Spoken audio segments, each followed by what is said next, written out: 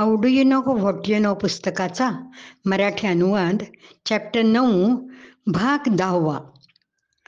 ठिपक्यांची रांगोळी. Joining the dots.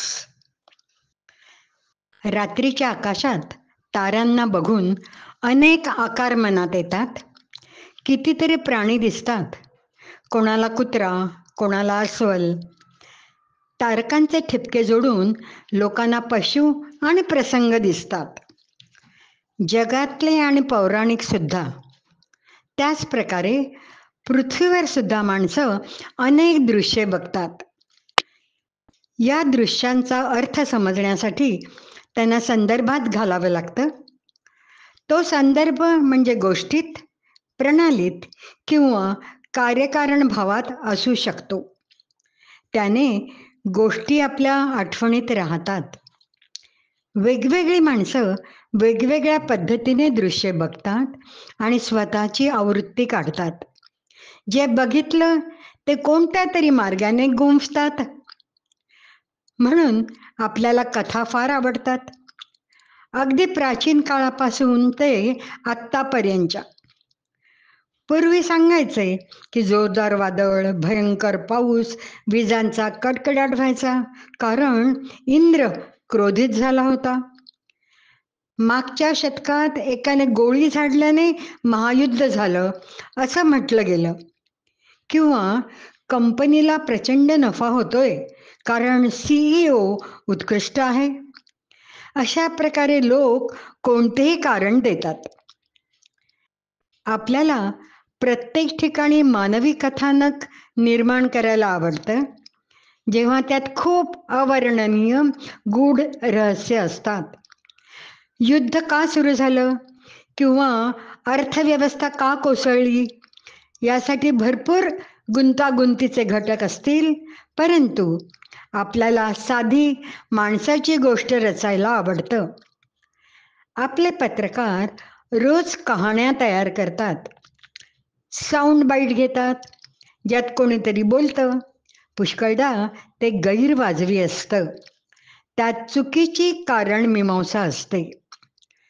दशलक्ष मृत्यू लक्षात येत नाहीत जोपर्यंत एका माणसाच्या व्यथेची कथा ऐकत नाही.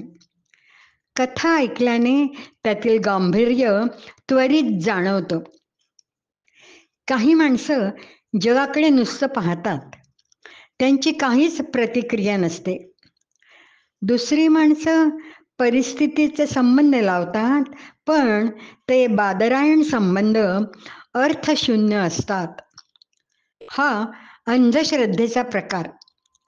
त्यांचे विश्वास निराधार असतात. एक कल्पना कशी तरी दुसऱ्याशी जोडली जाते. इतर लोक सत्य परिस्थितीशी संबंध जोडतात, कारण मीमांसेशी जोडतात. ह्या व्यक्ती विज्ञानातील असतात. त्यांच्या लक्षात येतं की कशाचे परिणाम जगात काय होतील. काही जण वस्तुस्थिती कल्पनेने जुळवतात, चित्र रंगवतात. चित्रे शब्दापेक्षा जास्त स्पष्टता देतात. एक चित्र 1000 शब्दांचा आशय स्पष्ट करतं.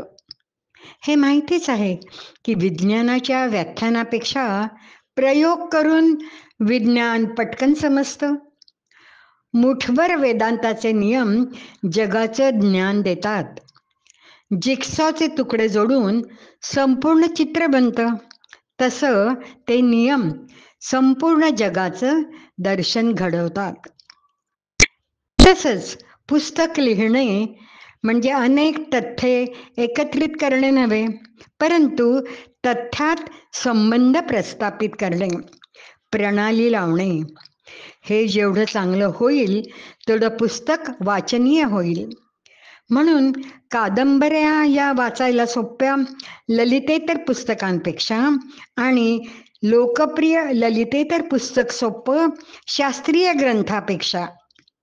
परंतु ज्यांना गंभीर ग्रंथातला संदर्भ समजतो त्यांना तो गंभीर ग्रंथ चित्तवेधक, मनोरंजक वाटतोच आणि संस्मरणीय सुद्धा.